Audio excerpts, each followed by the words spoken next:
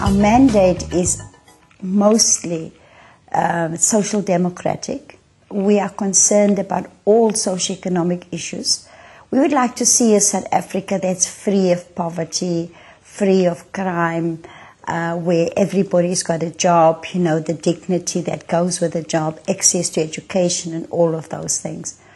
And so in our way forward, we are looking for solutions.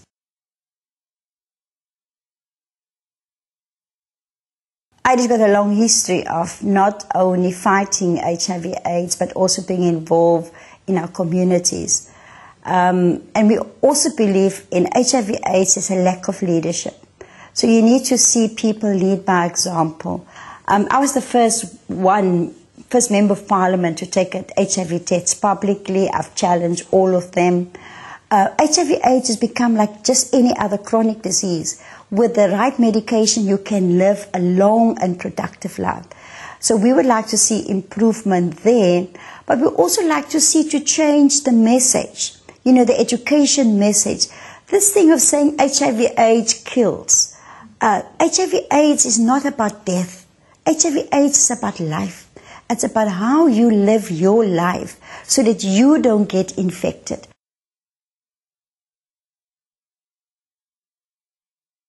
Well, all our policies is focused towards the poor, because we believe that the problems of the poor are the problems of the rich.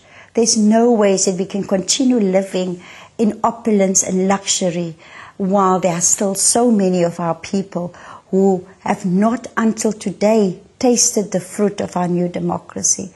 We need to work hard to expand the base so that it's not only 400 politicians and some people who benefited from black economic empowerment that taste the fruits of our democracy, but also the poor people. Definitely what the Independent Democrats can do better than the current government is to make sure that the values and the vision that we fought for in the struggle is achieved. Because they have forgotten about, you know, the principle that we are all equal before the law, that, you know, we are also the separation of powers, the independence of the judiciary. Those key principles have been violated constantly by this government. And the Independent Democrats will protect our Constitution and we will protect our democracy.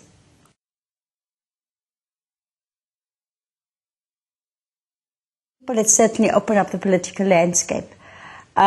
But I think that three things for me that's important is that the Congress of the People will be taking a slice of the vote from the ANC. I don't think they will take much support from other political parties. The challenge that they face as the Congress of the People is that, one, they have to sort out their leadership problems. The second one is that they have to show to the country that they've got policies different from the ANC. And the third one is to build structures. If they can get those three things right, you know, they certainly will be receiving a sizable chunk of the vote in 2009.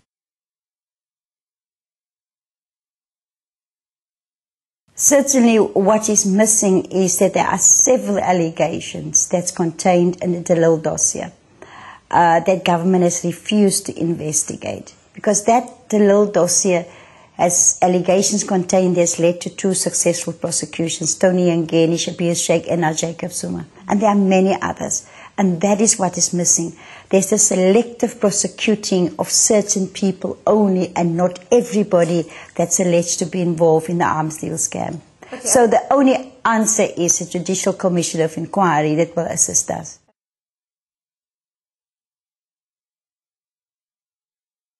It's a big difference between the Independent Democrats and the Democratic Alliance in terms of ideology and policies, definitely. Our policies, like I said, is pro-transformation, is pro-poor, where on the DA side they talk about an equal, open society, opportunity, which to me is really an insult to our history. because you can't just declare that everybody is now equal. You have to run the same race, not considering and not supporting transformation so that we could bring people up to the same level first, and then you can be equal and have access to equal opportunities. So that's a major difference between ID and the DA. Black economic power is a concept, is good, but it's the way it's implemented. Because people are not sticking to the letter of the law, which says that people who qualify for black economic empowerment and affirmative action is black, colored, Indian, white woman, disabled. If we can keep to the defined group of people in implementing affirmative action and black economic empowerment, it certainly will not be where it is today. My message is to all South Africans that we must never give up hope. We must continue to work together to protect this beautiful country of ours. And it is important that they go and vote.